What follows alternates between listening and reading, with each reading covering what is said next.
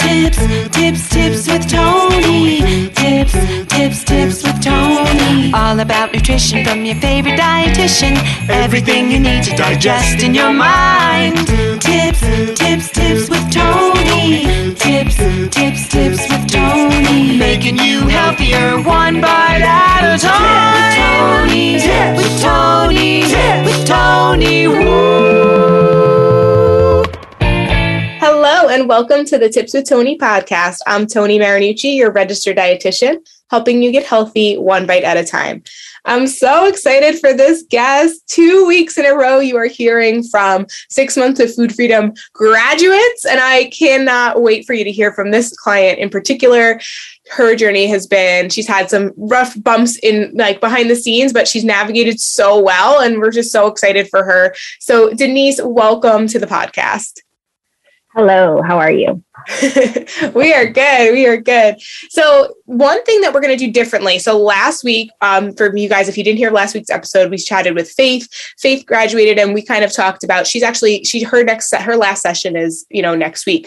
Denise this is technically we're going to do her final session live on the phone. So the final session, so it's going to be a little bit different than our interview with Faith, but this interview is going to be more so just really talking about, her experience through the program. And then also what we always do on the final call of the 6-month program is talk about what we call your action items for life. So at the end of each week, when they have the clients have a session with their dietitian, they're given 1 to 3 action steps to focus on for the week. And then they have the accountability in between. And each week we kind of build off of that. So by the end of the 6 months, it seems like a lot. So I just want to kind of preface by saying what we talk about, don't get overwhelmed, but I just wanted to give you guys an idea of how small changes really can build over time and make such a big impact. So we're going to kind of go over all the things that, Denise has implemented, and hopefully it gives you and inspires some ideas for you. So Denise, before we even get into that, just quickly, if you want to just give the listeners kind of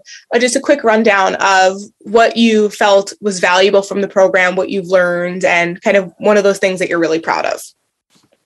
Yeah, of course. So honestly, I'm not sure exactly what clicked. I'm assuming it's a combination of everything because I was getting so much knowledge and really speaking to somebody who knew what they were talking about, which was so eye-opening.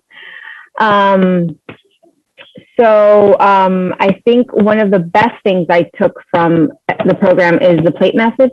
It's so simple. It's so simple. It's so simple. And it's like, wow, like literally as soon as I started implementing the plate method, not only was I feeling fuller and more satisfied and just better throughout the day. And it kind of made sense, like the portion size without having to measure or weigh anything. So it was really easy. Yeah, it probably took out a lot of stress for you. I know. I remember I have trauma flashbacks to having to when I used to weigh and measure everything with the food scale. Oh my God. Yeah. Yeah. It's just so cool to have a system where you don't have to weigh and measure everything. So that's awesome. And what's one thing you're really proud of accomplishing throughout the 6 months? Just not being obsessed with food. I don't feel like I think about it as much as I used to. I only think about it obviously when I'm hungry, but it's not that lingering thought in my mind that I felt like consumed me. It's no longer there. And I had a conversation with Casey where, she was kind of analyzing me, and because at some point we were trying to implement not so much exercise, but just movement. And I kind of was dodging just walking 5 minutes a day. And she was like, do you think it's just going to kind of lead you into thinking you're on a diet again? And I was like, maybe subconsciously it is. I don't know. I don't want to self-sabotage. But in the end, I made it, I never really got into the walking, although I have been much more active than I was before, naturally. That's great. But I never kind of went back to what I was scared of going back to. What's the fear there? What's the fear if you had gone back to dieting? I guess just the up and down again, and just being kind of unhappy and not feeling good in my clothes, and just obsessing about a number. I was very obsessed and caught up on a number, and that has gone away. Because at some point Casey was because I was like, what should I weigh? What number do I have to reach? Because I always had a number in my mind. It was 145, 145, which according to the BMI chart is the highest I should weigh according to my height. Oh, so I always chase that number. And then she was like, it's the weight you feel good in. And I was like, oh, okay. It just clicked. It clicked. It was so great. Yes. It was like an epiphany. Yeah. And such a relief, right? Like from not having to weigh and measure your food to not have to be so fixated on a specific number and be able to just focus on a feeling, like such a great thing. Yeah. And I was feeling good in what I was like, okay, the number wasn't 145. I was not too far from it, but I was really like, I was fine with how my clothes were fitting. And every Monday I would put on my clothes and it fit well, which was weird because when I was on my up and down, like on a Monday, certain things wouldn't fit anymore. And now it's like, oh, I still fit in my clothes after a weekend. Like I didn't go crazy. Nothing happened. Yeah. I'm eating like I guess a normal person. Well, your definition of normal, whatever normal eating is, because it's so, that's so great. One thing I also want to mention, I remember when we had your when we had your discovery call, and you mentioned that you're a foodie, and you kind of had this fear that you wouldn't be able to like go out to eat or know how to navigate, restaurants, because you love even documenting food. You have a blog about it, right? So can you speak to how you've been able to implement a healthy lifestyle while also staying true to the foodie that you are? Well, honestly, obviously, everything Casey taught me, like, trying to eat a little bit more veggies and trying to get carbs, veggies, and a protein. So I think I would have that in the back of my mind. But at the same time, as I said, there is something that clicked where I just didn't want to overeat because I was feeling satisfied. Like, even if there was something that I would normally like die for and plan ahead for eating on the menu, because of course I would check the menu, I wasn't really craving. I felt like I wasn't craving stuff. Yeah. Because you're physically satisfied. Exactly. Yeah. That's like one of the very first things we teach guys in the 6 months of food freedom program. It's getting you physically satisfied so you could identify the difference between physical hunger and psychological hunger, because so many of us are running around underfed and psychologically stressed out. So we turn to food as a form of comfort. But when you finally find balance in that and you eat consistently and you're nourishing your body with nutrient dense foods, then you physically feel good, and you don't have these crazy cravings. You'll still have some cravings, but not in the amount that I think so many people are so used to, which is why the idea of like not craving sweets for some people, it's like mind blowing. But if you were to actually slow down and start to implement just the basics of 3 solid meals a day, balanced meals, like do that consistently, you'll probably find that you're not craving those sweets as much as you were before. 100%. That was so interesting to me, and it was just so liberating because I didn't have to finish what was on the plate. I didn't have to order all of these things, or I did, and then I would be fine with leaving it there because I was okay. I was satisfied. Yeah, I love that. The word liberating. It's why we call it food freedom. It's awesome. I love that you use that word. All right. So let's pretend it is technically your last session, right? So let's go all the way from the beginning. What are some of the things that you've implemented that you know you need to keep doing in order to be successful? And they're the things that you're going to keep your focus on going forward. Well, definitely having breakfast. So you used to not have breakfast? Really important. Sometimes I would skip it. Okay. I really need to have breakfast. Preferably like eggs and toast. That was kind of my go-to. Like in the mornings, I wouldn't really get veggies in, but I would get like my protein and my carbs. Of course, not measuring anything, but I would have like 2 eggs and a piece of toast. Yeah. And I felt great until it was time for lunch. And then again, I would be hungry.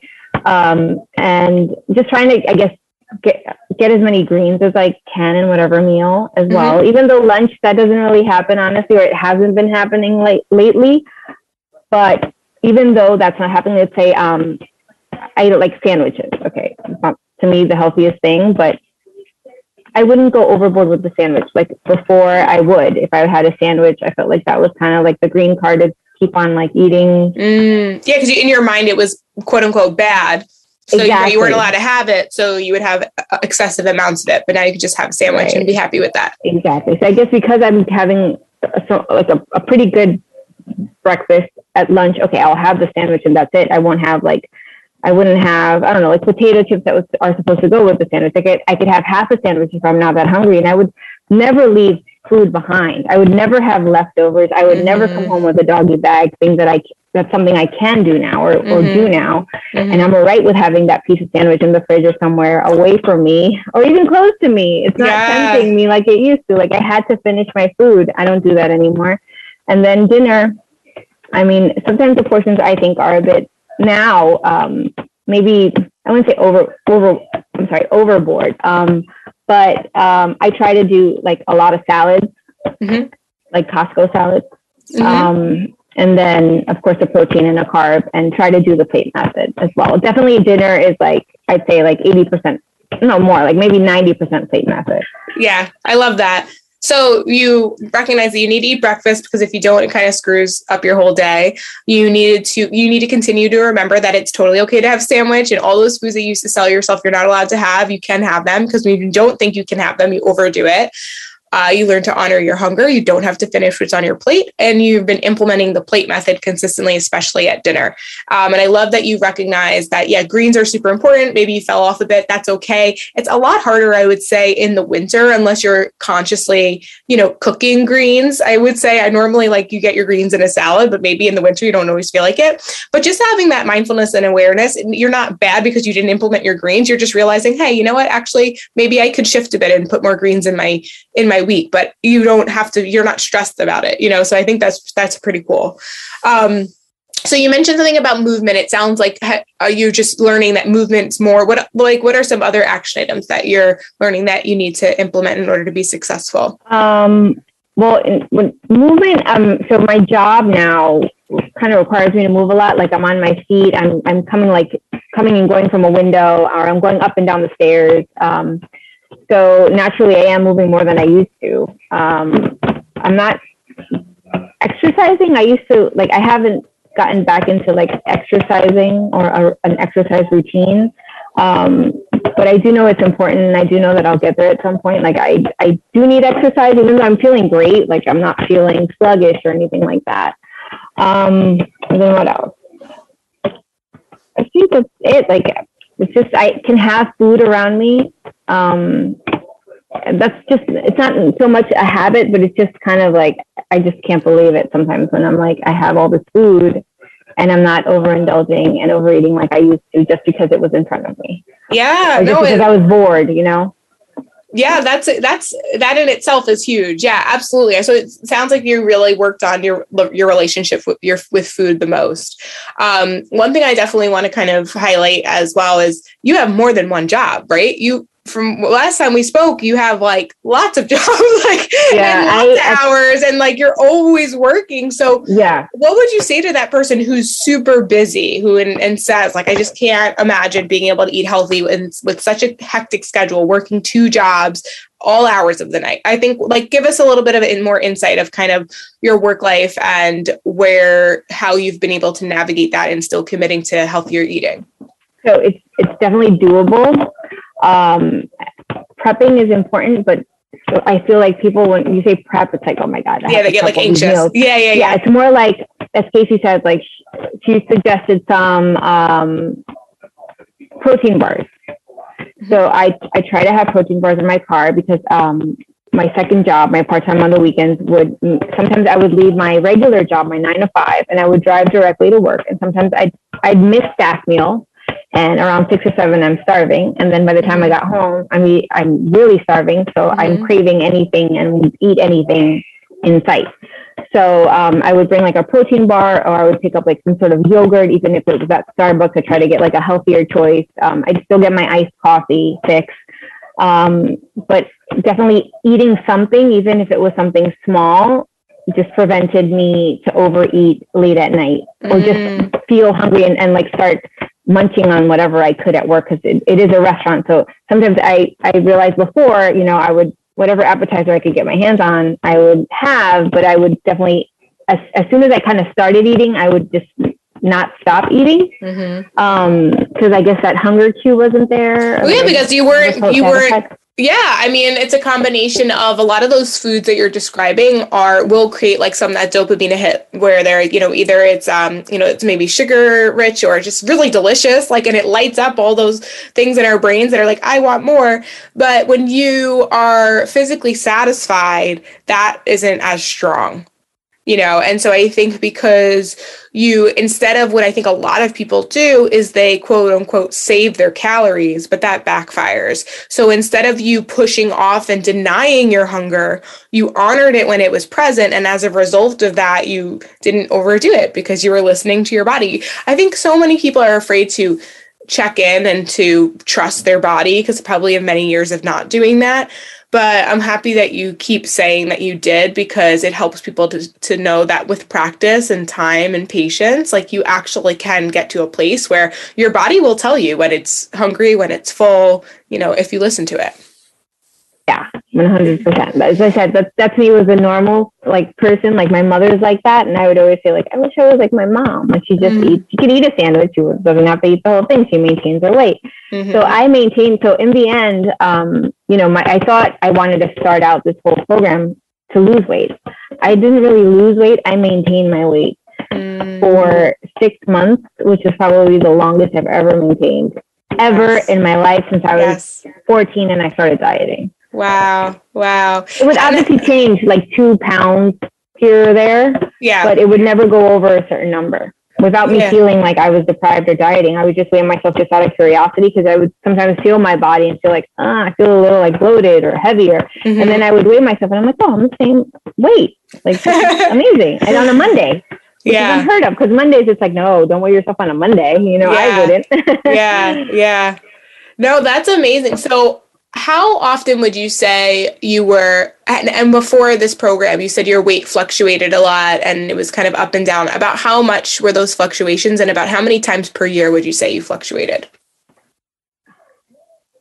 It's more I think I would lose weight. So I would get on a diet and I would lose maybe 20 or 30 pounds. And then I'd consistently gain it all back and maybe a little more, and then go back down again, and then kind of not lose as much and then go back up. So it was just every 3, 4, 5 months, sometimes a year. So sometimes I would gain a ton of weight in a year and then try to lose it. Or sometimes I would just maintain it or gain a little more because I didn't want to get on a diet. So I feel like I would gain weight. I would even gain more weight, kind of an expectation of getting on a diet on, let's say, January 1st. Right. I would eat as much as I can and get even more weight, and then get on my diet in January. And then if something messed me up, then it wouldn't be January, it would be March. And if it was in March, it was the summer. And if it was in the summer, it would be next year. So it was just that roller coaster. Wow. Thank you so much for that insight, because I think when somebody first hears, and I just know I know people who are listening, I know where their minds are at. I've been doing this for so many years. When somebody hears that you did a 6-month program and you didn't lose weight, they probably, and it's not, Denise, at all a failure, but in their minds, they might view that as a failure, or oh, then why would I do this program? But then what you just said is exactly why. 6 months, first of all, is not a long time. It seems like a long time. It's a blink of an eye. Second of all, if you can maintain your weight and you can put an end to this vicious up and down, what Denise just said is not only did she lose weight to gain it back, it's when she lost it, she would gain it back and some. So every single year now, she had more and more weight to lose. If she can stay here, right, and maintain here, then there's no more fighting with that. There's no more weight gain, right? So it's not, so that in itself, I think so many people overlook how incredibly proud you should be of yourself to maintain weight. I think that should be the new gold standard of what people are aiming to achieve, because then from there, that means you have consistency. That means you have solid habits. That means that the extremes are no longer in place.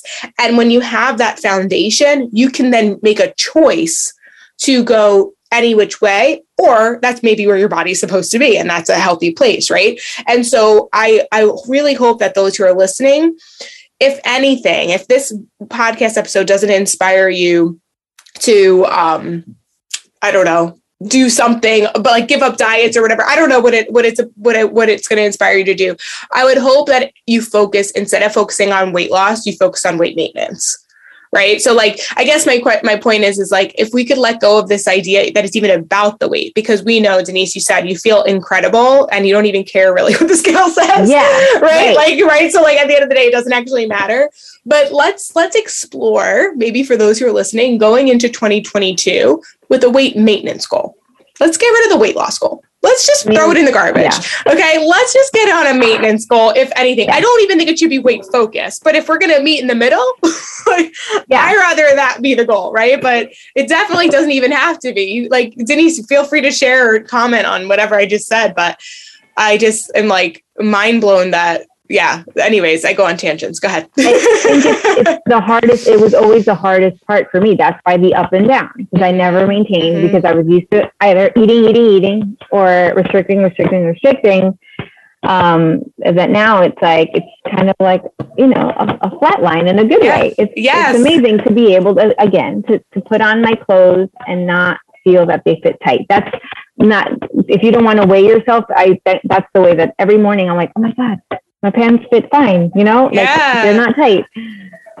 Yeah. And you said you got a new job recently, right? Where you had to, where you got to wear it fit really nicely in your suit. I think you messaged me. Yeah. So now it's like more formal. I dress up in not a pantsuit necessarily, but a pants and a blouse or whatever. So, like these pants are kind of fitted and they're not fitting me tight. And that would have happened had I been on my old way or back in my old ways. That's how I would gain or bloat or whatever, that you could instantly see it in my body. Yeah. Because of how much I was consuming and just going up and down. And I'm assuming it's linked to my hormones and other things, but definitely like people are like, no, there's no way you could gain 5 pounds. Yeah, it might not be 5 literal pounds, but you could see it in my clothes. Right. You could see it in my profile, standing sideways. So. Yeah. Or even just like the bloated feeling. It's a lot. So I think that this is super cool. I just want to celebrate you right now because we're recording this in December. And if you had not decided to join the 6 months of food freedom program back in June of this year, this would be a time for you where you'd be gaining weight. Because like you said, you're kind of preparing for the year. How does that feel to not be doing that? That was another thing that I gained, in preparation of any trip. I would always either feel like I had to get in a diet and I would self-sabotage. And instead of being thinner for my trip, I'd be a little chubbier or bigger. And then go caution to the wind and then gain even more weight because now it's like, who cares? I'm on vacation. I'm going to eat whatever I want. Mm-hmm. I never stressed about going away. I never stressed about putting on a bathing suit. I never stressed about going out to eat. I never stressed of thinking, oh my God, I'm going to be offered this and this and this. And I'm going to be so tempted. It wasn't a temptation. It was like, I can eat whatever I want and it'll be fine. Yeah. Because now I guess I've been nourishing myself and listening to my body that, let's say, even if I have an extra empanada, I'm not going to have 10, Yeah. It's not happening. Yeah, I love that. And that, guys, that is a lifestyle change. That's a true lifestyle change. And last week you heard from Faith and she said the same exact thing. She said she was going on vacation. She started the program being on vacation. She couldn't even believe that she decided to join a nutrition program. The fact that she knew she was going to be traveling for 2 months. But the point is that if you truly are living a healthier lifestyle, it can be navigated on vacation. It can be navigated during a busy schedule because we live busy lives, right? A true lifestyle change you can eat well and balance regardless of where you're at or who you're with or the time of the year. So I'm just so excited for you. I want to be mindful of your time.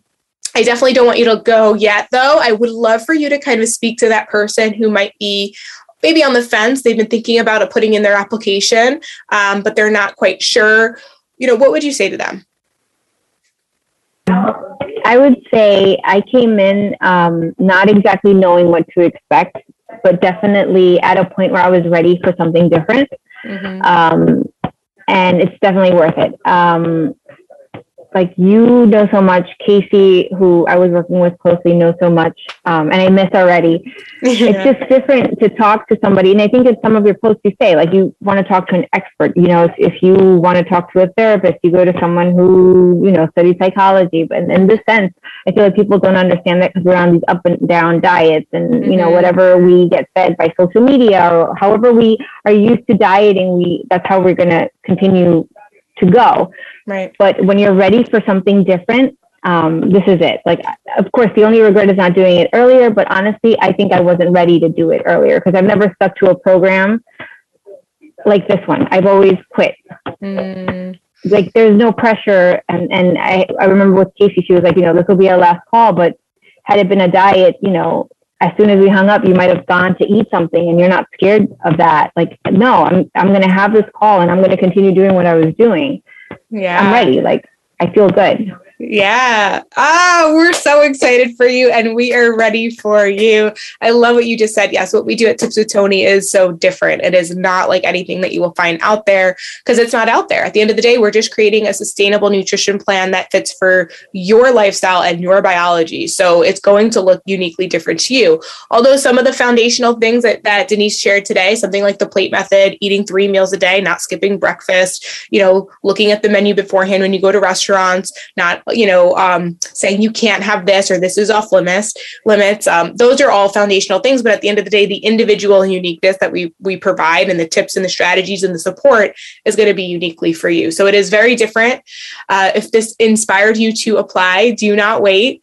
This is coming out right before January 1st. I know for a fact every single year after January 1st and later, the applications flood in. Get yours in before then. I'm telling you right now, if you want to secure your spot and get a jump start into setting up a healthier lifestyle for 2022, go to tipswithtony.com/coaching. Watch the video about the program, apply. Once I get your application, I'll reach out to you to schedule your discovery call to make sure it's a good fit.